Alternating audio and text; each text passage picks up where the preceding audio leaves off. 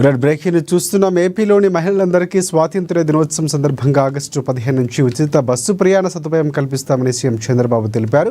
కర్నూలులో ఏర్పాటు చేసిన స్వర్ణాంధ్ర స్వచ్ఛాంధ్ర కార్యక్రమంలో పాల్గొన్న సీఎం ఇల్లు పరిసరాలు శుభ్రంగా ఉంచుతామని ప్రజలతో ప్రమాణం చేయించారు.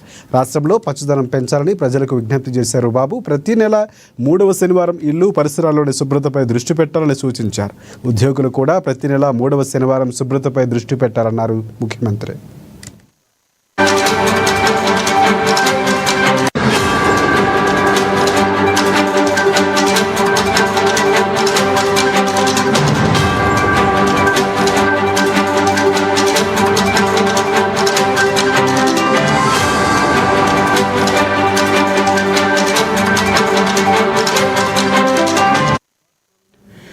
ఏపీలోని మహిళలందరికీ స్వాతంత్ర్య దినోత్సవం సందర్భంగా ఆగస్టు 15 నుంచి ఉచిత బస్సు ప్రయాణ సదుపాయం కల్పిస్తామని సీఎం చంద్రబాబు తెలిపారు.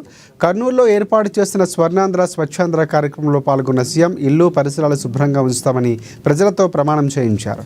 రాష్ట్రంలో పచ్చదనం పెంచాలని ప్రజలకు విజ్ఞప్తి చేశారు. ప్రతి నెల 3వ శనివారం ఇల్లు పరిసరాల్లోని శుభ్రతపై దృష్టి పెట్టాలని సూచించారు. ఉద్యోగులు కూడా ప్రతి నెల 3వ శనివారం శుభ్రతపై దృష్టి పెట్టాలన్నారు ముఖ్యమంత్రి.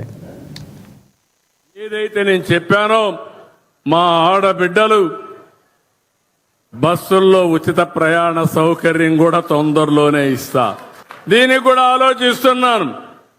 అవసరమైతే ఆగస్టు 15న స్వాతంత్ర దినోత్సవాన తప్పకుండా మా ఆడబిడ్డలు అప్పటి నుంచి ఉచిత ప్రయాణ సౌకర్యం ఏర్పాటు చేసే బాధ్యత ఈ ప్రభుత్వానిది.